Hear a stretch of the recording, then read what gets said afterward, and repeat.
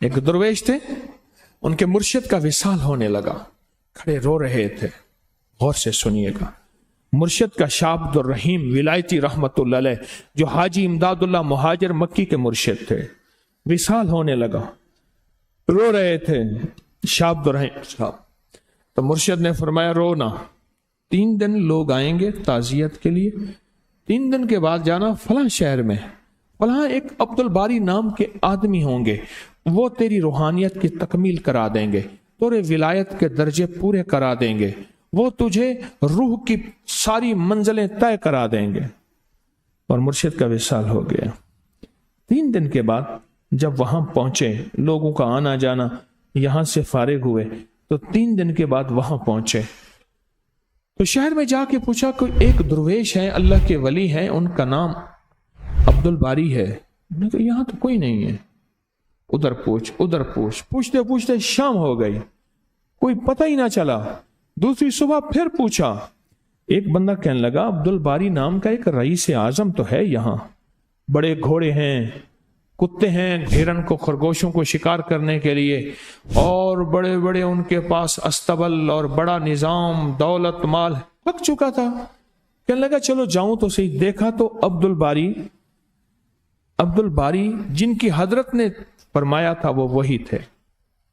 इनके साथ एक बंदा था, वो भी इनके साथ था. कहने लगा ये अब्दुल बारी है, तो माल है, दौलत है, दुनिया के खजानों में है, गाफिल है, ये मुझे विलायत की राहें तय कराएंगे. वो तो बदगुमान होके चला गया, बदजन होके, बदगुमान होके चला गया. ये कहने लगे मुर्शिद ने आखिरी लम्हे में जो बात कही थी, फकीर की बात हक है, जमाना कुछ कहे, मैंने जमाने के कानों में कान नहीं धरना बातों में. ये उनकी खिदमत में गया, सलाम पेश किया, तो उन्होंने फरमाया भाई ये फकीर है, इसको कुछ पैसे दे दो. तो उन्होंने चंद टके पैसे दिए, इन्होंने सर पे रखे, चला गया. दूसरे दिन फिर गया, सलाम पेश किया, कहने लगे भाई कल तो आया था, अच्छा इसको पैसे भी दे दो, खाना भी खिला दो. तीसरे दिन फिर गया, क्योंकि इसकी मंजिल पैसे नहीं थे, इसकी मंजिल खाना नहीं था, इसकी मंजिल रूह की मनाजिल तय करने थे. तीसरे दिन किया ना, गुस्से में आए, कहने लगे तू मांगता है, परसों आया तुझे पैसे दिए, कल आया तुझे खाना भी दिया, पैसे भी दिए, आज फिर आ गया, आके ढावा को उसको लिटा के मराया बहुत ज्यादा. वो मार खाता रहा, तूने मार मिठा, तूने धिकड़े दे, असा ते देने हैं, असा ते देने हैं. आहा, मार खाता रहा. चलो हम शिकार में जाएंगे ना, सारा सामान इसके सर पे रखवाओ.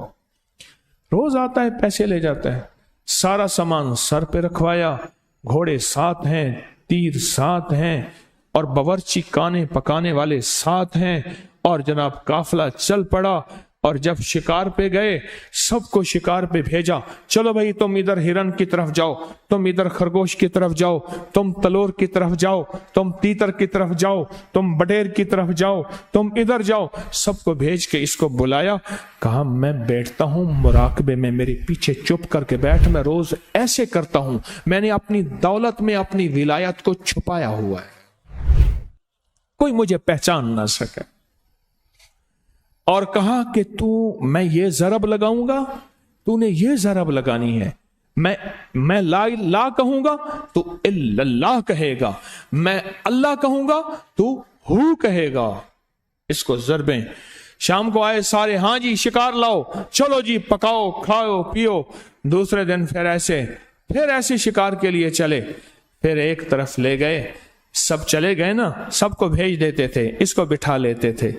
3 दिन सिर्फ किया, एक तरफ ले गए, और एक तरफ लेके एक थोड़ी सी तवज्जो दी और एक कहका मारा, और वहीं सारी रूहानियत की मंजिलें तय हो गई.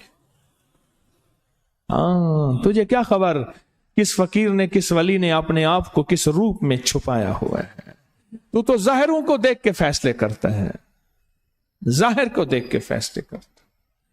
यकीन कामिल जब होता है फिर मंजिलें मिल जाती हैं, और जब यकीन कामिल नहीं होता फिर ये शक और वसवसों में सारी जिंदगी गुजार देता है, और जगह जगह भटकता रहता है. इस वीडियो को लाइक और शेयर करें। अब करिए YouTube चैनल को सब्सक्राइब करें और रोजाना ज्यादा से ज्यादा सब्सक्राइब करवाएं। आप दूसरों के लिए सदका जारिया बनेंगे, अल्लाह पहले आपके दुख टालेगा।